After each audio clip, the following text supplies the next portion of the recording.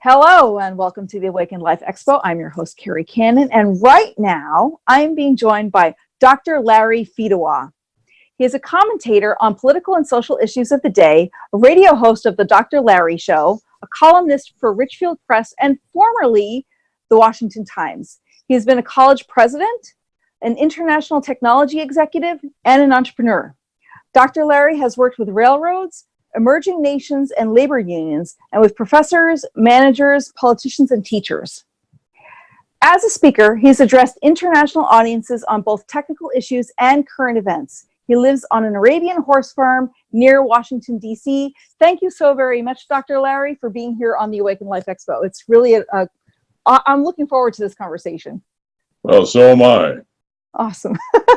So before we dive into the questions, tell me a little bit about, you have this really vast background in, what I would say in the sectors of the Awaken Life Expo. It spans many different sectors from, education to being a political commentator and all of that. So what got you so enthusiastic about all of these different areas of life, and what are your roots? Where did you start out? I started out as a seminarian for the Catholic priesthood. Of course you did. And I found out that didn't look like it was going to work too well, so I moved on. And I really found myself most of my life, I think, looking for improvement in general in the various aspects of social discourse. That I was one of the, I was really the inventor of the credit for experience program for college degrees back in the 1970s. Okay.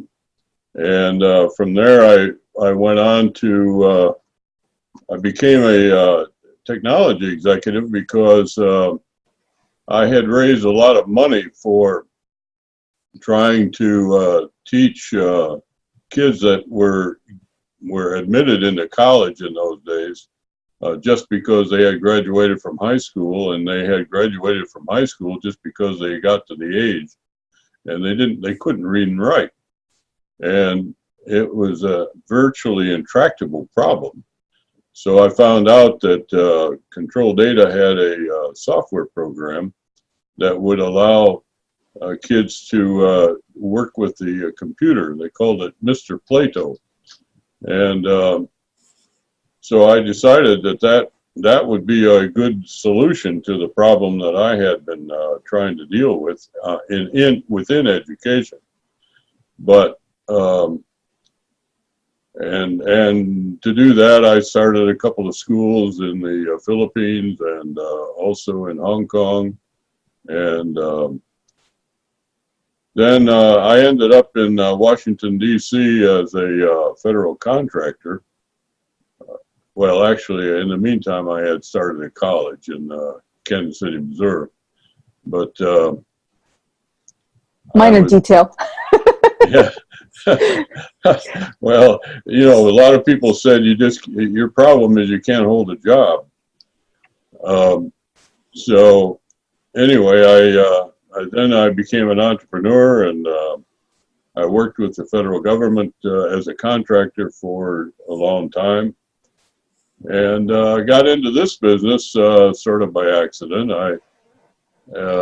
I retired, and that lasted about a week, and then I found myself writing columns for a small blogger who was also a former congressman friend of mine, and then we got picked up by the Washington Times, and before I knew it, I was being serenaded by radio hosts and asked to come on radio programs, and that led to being a host of my own. So I just kind of keep moving, and I figure if I move fast enough, nobody will be able to catch me.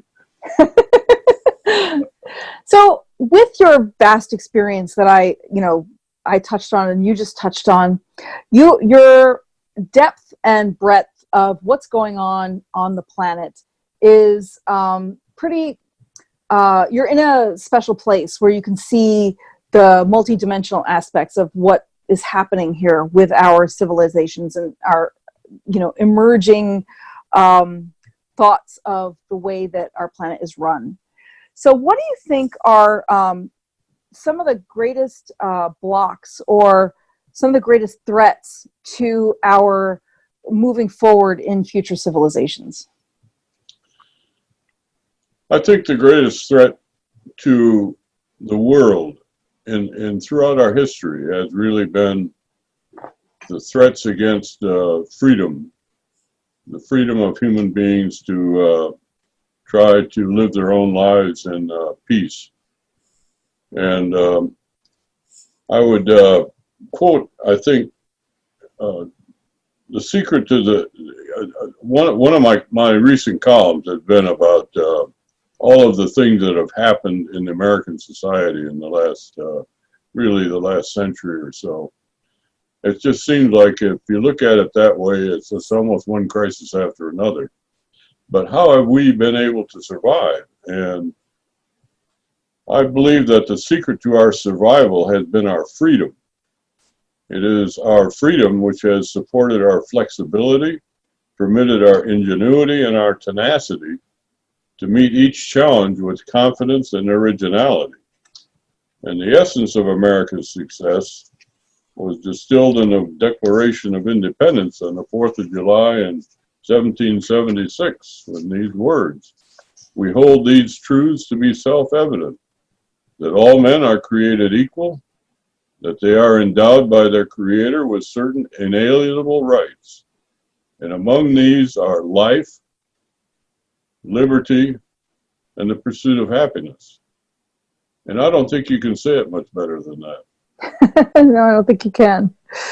So, certainly in the United States, we may have a different constitution and a different way of perceiving things than other, parts of the world. And in this expo, we do sort of have a global audience. And, not everyone has the freedom, like you say, to be able to speak out, in their, when they feel that, their freedoms are being infringed upon, or they might not even perceive that they actually have those types of freedoms. So as one who has traveled the world and has influenced people all over the world, what would you say to help people, even within their own mind and their own family and their own lives, if they don't have access to the types of freedoms that we're even talking about, which even in America, like you say, our freedoms are being infringed upon in certain ways? How could one, regardless of whether they're here or whether they're elsewhere, start to take their personal autonomy and personal freedom back so that they can strengthen themselves and do good in their environment? Or is that more of a mouthful? Well, if you look at this in a historical perspective, the population and the conditions of life for the human race, for the most part, were relatively stable from the beginning of history as we know it until the 18th century. And then what happened was suddenly or gradually, life expectancy began. It was 35 years old in the early 18th century. It's now 75 or 76. The average income in 1700 was something like $1 a month for, as you average it out over all the serfs and the slaves, and everybody was not a noble, as they say in the books. So what happened? What happened was that we began to believe that people had the inalienable right to life, liberty, and the pursuit of happiness. It gradually came about. It came about, it really started, I guess, in the Western world in approximately the 11th century, the 10th and 11th century, with the great caravans that were the beginnings of capitalism.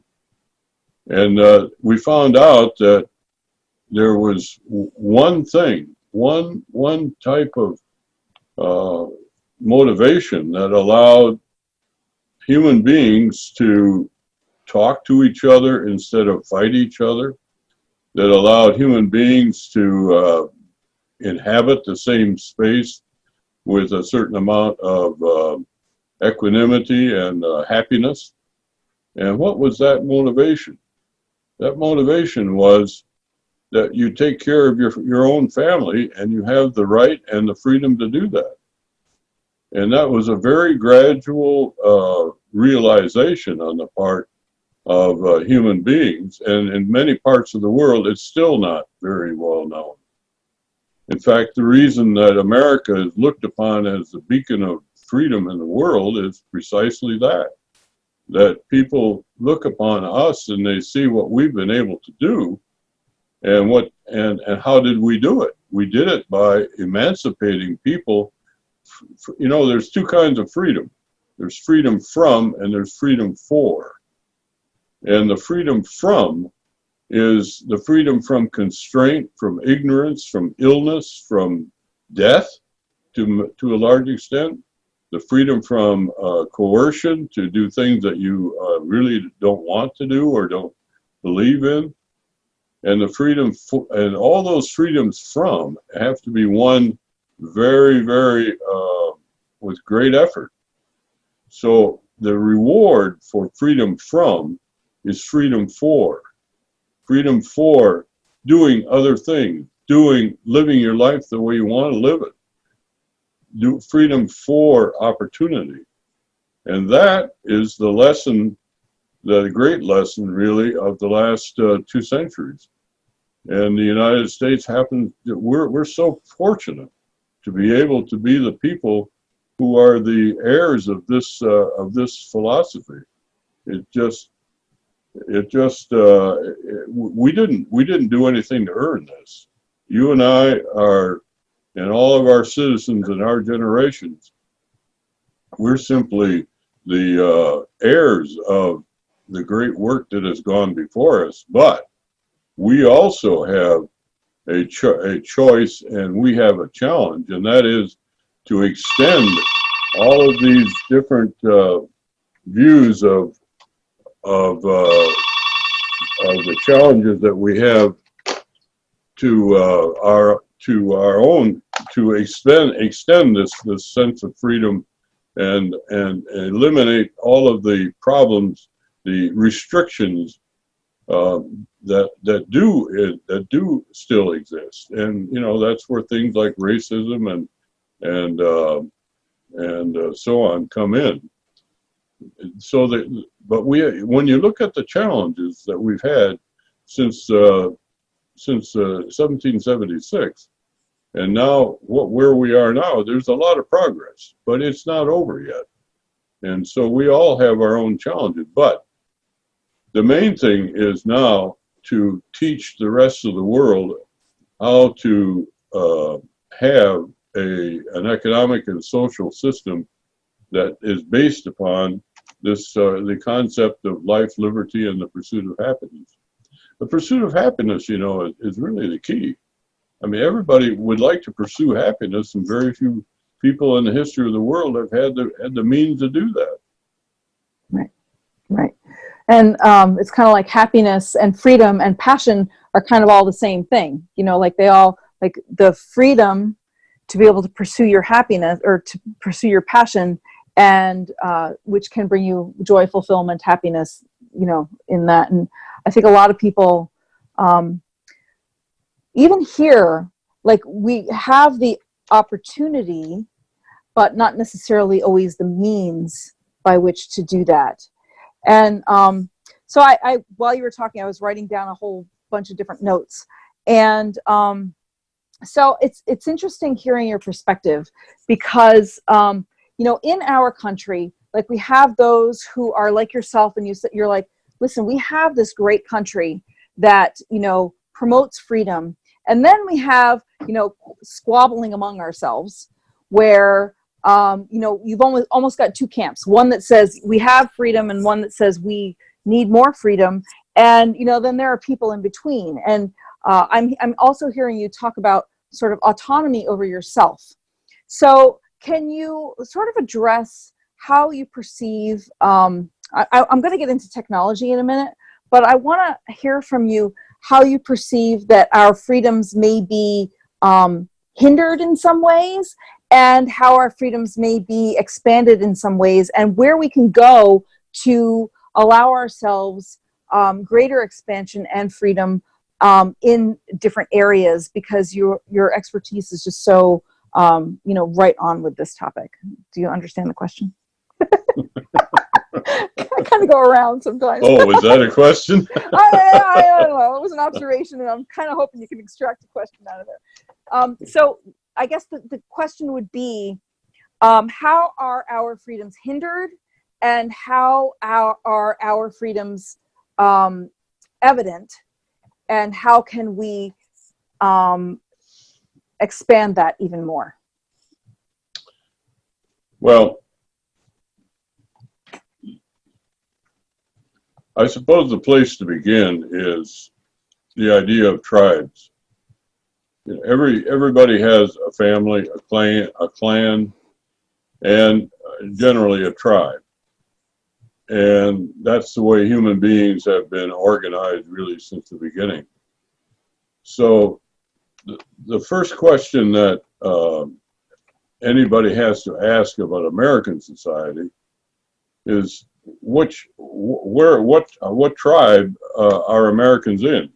And what we have decided to do as a culture is we have decided to set aside the tribe, the immediate tribe concept, and consider ourselves all the same tribe. All Americans are Americans, and therefore they all have the same right, the same inalienable right to life, liberty, and life. By the way, the right to life is pretty critical and is being challenged in our current discourse, as you know. But life, liberty, and the pursuit of happiness, that is the mantra of our tribe. Our tribe, that we have all decided that we will put aside our ethnic and our tribal loyalties to the extent that we want to participate in the larger tribe of Americans. And that is where our problems are, because it is against nature in some sense to not to favor your tribe. And, whether it be a racial tribe or an ethnic tribe or a national tribe, nationality, that's not a common thing. There's no place else in the world really where we actually have that challenge spelled out in the Constitution of the United States. And it's a constant challenge to overcome our sort of, you might say, natural inclinations to favor our own kind, and to look down upon or to look upon with hostility to other kinds. And so I think that really is where the essence of our challenges come. And we've made progress, but it's still here. It's not gone. They called us a melting pot, for many centuries, and now we got people that don't want to be a melting pot, and frankly, that is a more natural, more typically human kind of reaction than it is for us all to say, that we're not going to be black Americans or white Americans or red Americans. We're all going to be Americans.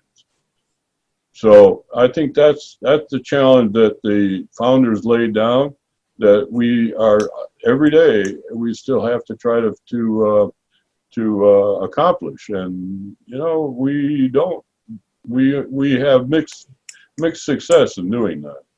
Yeah. Yeah, I think you're right. As far as, so all of our bickering, I think it does come down to that, because we have different values from our families and from, you know, whatever backgrounds we have, and then we're all trying to work together with this one huge country. I mean, it's certainly, it's not China and it's not India and it's not all of that, but you know, we have all of these different backgrounds trying to make things work for everyone, and it's kind of hard to do that, which brings me to a question. So I had another speaker who goes and interviews like people all over the world about their spirituality, and something that he had brought up was that in some exercises that they do, where he has people say, okay, find the person who is the most other. So in other words, the most dissimilar to you. So for example, myself as, you know, like a white, you know, Scandinavian and German heritage person might be in a room and see the person as most other as perhaps somebody who's in a gang or, you know, something like that. And, you know, what he was saying is to find similarity, you know, that we're all similar in down at the core. And it's just being able to access that and find that, because then when you can see yourself in the other, then it breaks down those barriers. And I feel like that's kind of what we need to do as a country, because we are so multi-ethnic and we have so many different ideas that run our country. What are your thoughts on that? Well, the basis for peace and justice, the basis for justice or for peace is justice. And the basis for justice is law. And so the transcendental aspect of our American tribe is that we respect the same values in the law that apply to everybody equally. And to do that, we have to expand our minds. It isn't enough if you get a kid who's in an inner city ghetto and doesn't speak very good English and apparently looks like he's guilty of something, to just assume that he is and go on from there. You have to give him the right to life, to liberty, and to pursuit of happiness. What's his happiness? What is his liberty worth? And what is it that it takes to find out exactly what that consists of in this case? So really, I think you have to start with fundamentals. And the fundamental in America is the thing that holds us together, and the thing that makes peace and justice possible is good laws. And if we don't have good laws, then we have problems. And we have had problems, and we still have problems. But good laws, in turn, depend upon good people making them, and that, in turn, depends upon elections and so on. The whole issue of democracy is very fundamental to the way that our society is supposed to work. And our problem is not that we don't have high enough ideals. Our problem is living up to our ideals. Yeah. So, tell me, so we are globally, and we all know this, you know, the world is shrinking. So, you know, I'm talking to you, and previously earlier I spoke to somebody who was in Malta, And we have this beautiful technology where we can, reach across the globe in, just a moment. How has technology either helped or hindered, our ideals and our governance? It's both. It's both helped and hindered. I think, for example, the genesis of a lot of the terrorism that we've seen in the Middle East, particularly among the really dirt poor societies, is basically, as long as they didn't really have direct experience of Americans and American life, they may not have liked us kind of in theory, but they didn't have anything very specific against us. So when they started getting radio and then later on television, and they saw how we actually lived, they began to feel that they had really been given the short stick. And I believe that a lot of the fundamental motivation of the terrorist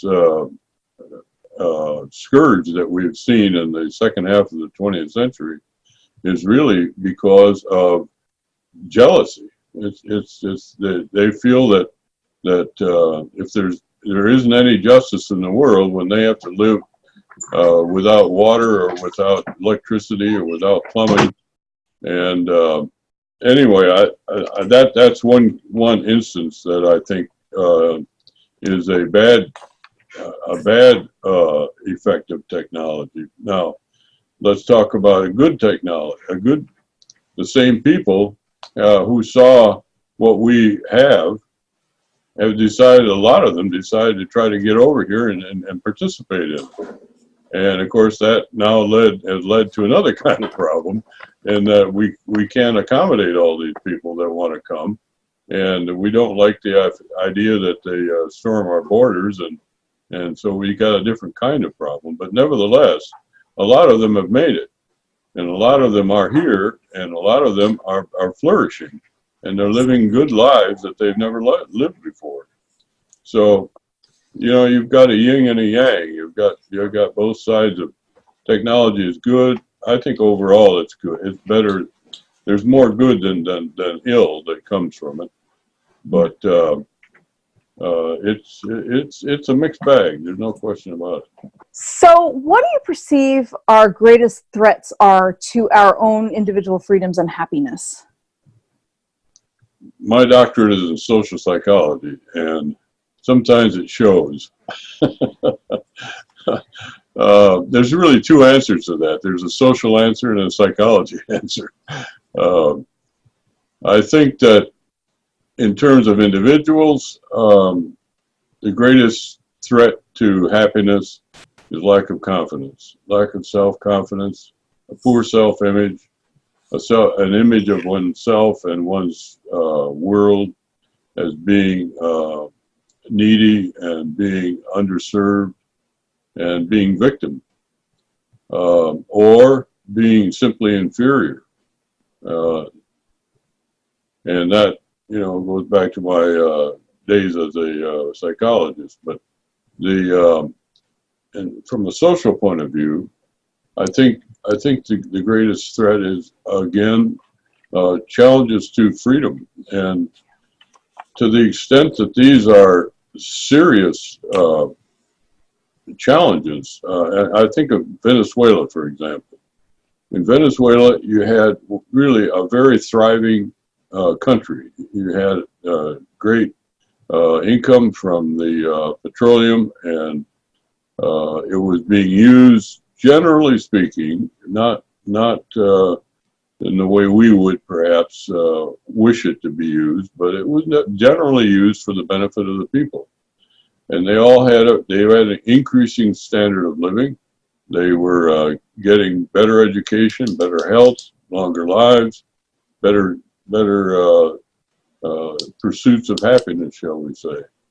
And then they got into this turmoil of a dictator, and now look at them. I mean, they're starving. There is not enough medicine. There's not enough food. They don't even have water in many cases. They don't have pure water to drink. And now what is that? That is bad governance. Yeah. That is fundamental. People that are trying to govern their peers for their own gratification and their own power. So on a macro scale, I think any of those kinds of threats are fundamental things that we have to really watch out for. And on a micro scale, you get even the richest and most favored people in society can actually be pretty unhappy. So look at Hollywood. Yeah. So, Yeah.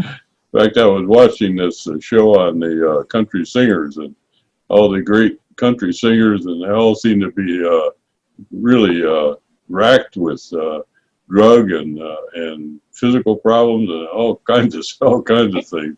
That's why they could sing such lonely songs, I guess. They have a frame of reference. That's right. So,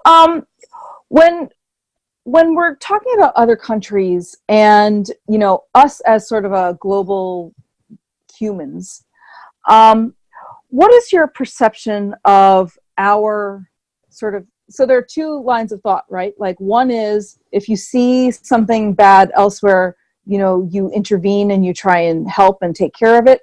And then the other line of thought is, well, let them take care of their own stuff.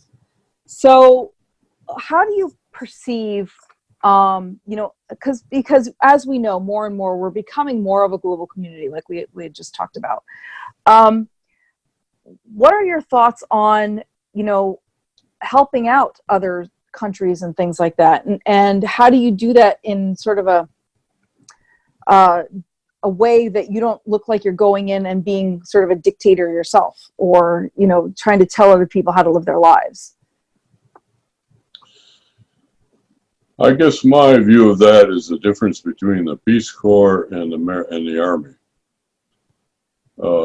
If people want help and they are receptive and they appreciate what you're doing, and if you come in a way that is not threatening, then I think the impulse to help and to try to improve other people's lives with them and for them is very well placed.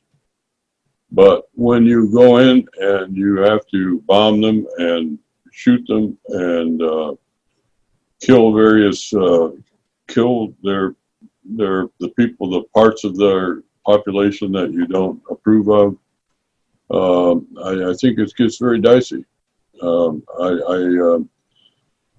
As you know, capitalism is one of the great aspects of capitalism is that a capitalist would rather sell you something than he would shoot you. And if you can get that kind of a mentality to keep spreading around the world, eventually we might get true world peace.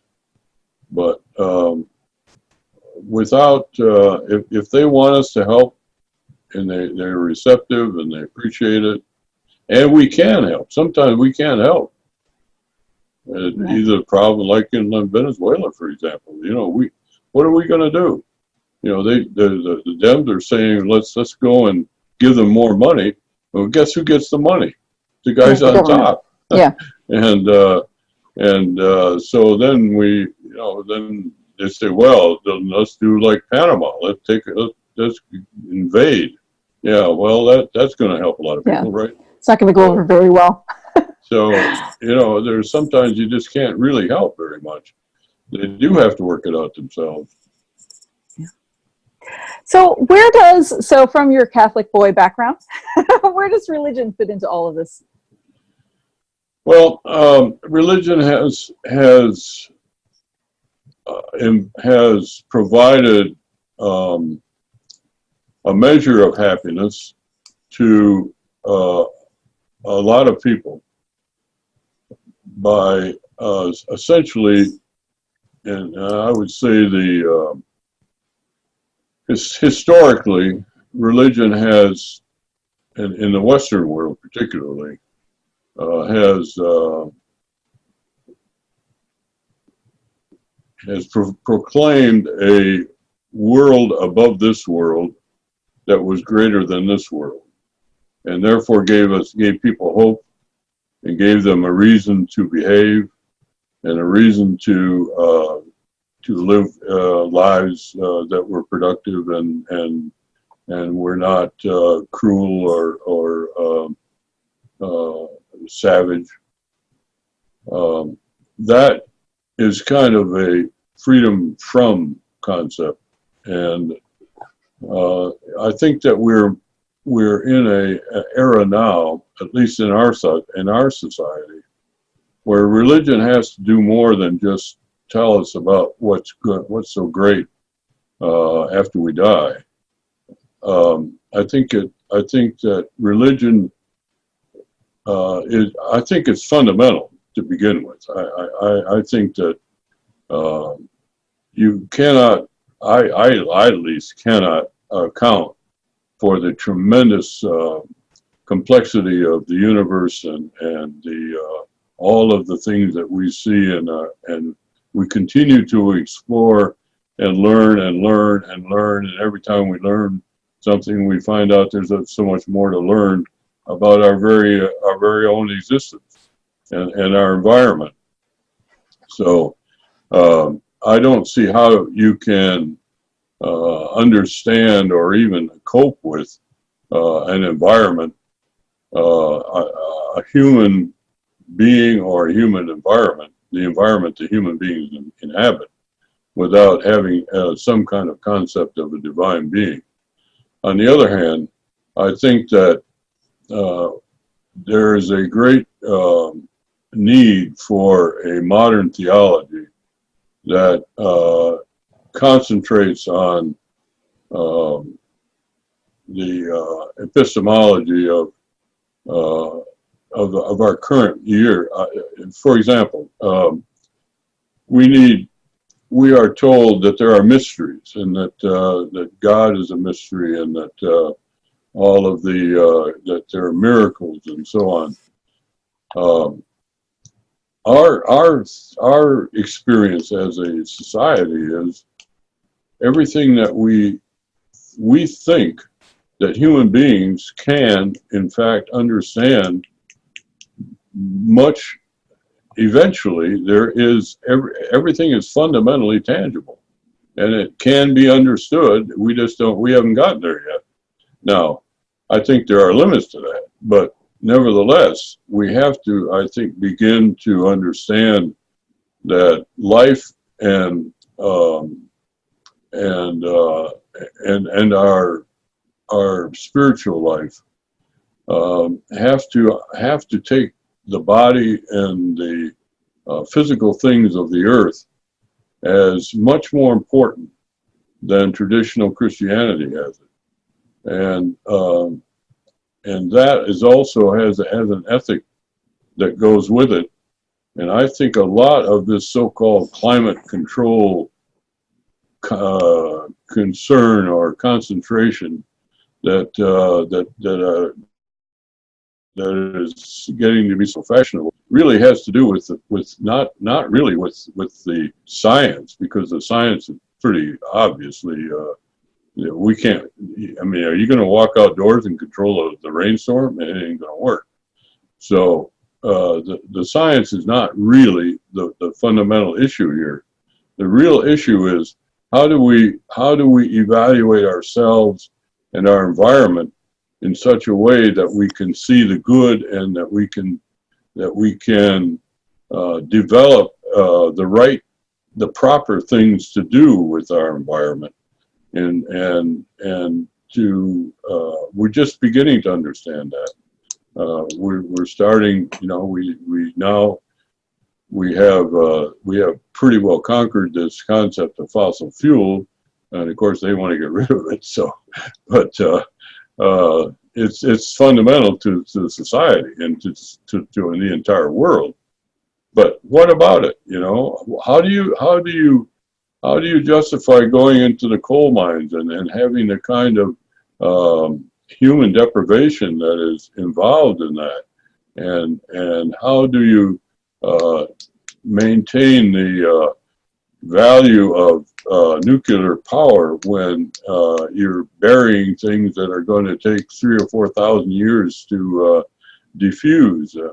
I mean, I think there's a whole new ethic that religion really has to confront, and I don't see the theologians around. I mean, if a theologian's job is to take the things of the earth and bring them into a spiritual focus, I don't see that happening. And so I think that lack of a modern and coherent and creative theology is really at the bottom of a lot of the drifting away from traditional religion. And that's probably more than you wanted to hear. No, actually, I think that's brilliant. I think it's brilliant because what you're saying is, on a spiritual level, we need to take responsibility for everything that's going on, on the planet, basically. Well, I don't know. We have to try to understand how we ought to interact with it, and how we can do that as a virtue and not as a sin. Well, believe it or not, we're almost out of time. So let me know, Dr. Larry, first of all, if there's anything that I did not think to ask you that you would like to share, and then we'll tell people how they can connect with you. Well, I think I've spoken my piece. Okay. All right. I don't know if I have any more ideas. Okay. So tell us how people can connect with you, because I know you've got a lot of stuff going on. Well, right now, one of my major campaigns is trying to reform the American healthcare system. And if you look on YouTube under the subject line of Dr. Larry Welcomes, you'll see a series of podcasts about that topic. And we're talking about how do you get a free market health system. And then generally my website is drlarryonline.com, and that has a lot of things, including my poetry and some of my most of my columns. And then I've got a couple of books out on Amazon. So and I guess somebody told me to look up my name on Google the other day, and I just about fainted. Yeah, you're out there. I was looking you up on Google this morning. So anyway, and then they can listen to my radio program too. I forgot about that. We're going to put that link down there, the Dr. Larry Online. Is that what it is for your radio program? Whatever it is, we're going to put your link down there. Okay. So that people can connect with you. So anyway, thank you so very much for being here on the Awaken Life Expo. It's really been great talking to you. It feels like the time just zipped by, so I really appreciate that. Well, thank you. Have a beautiful day.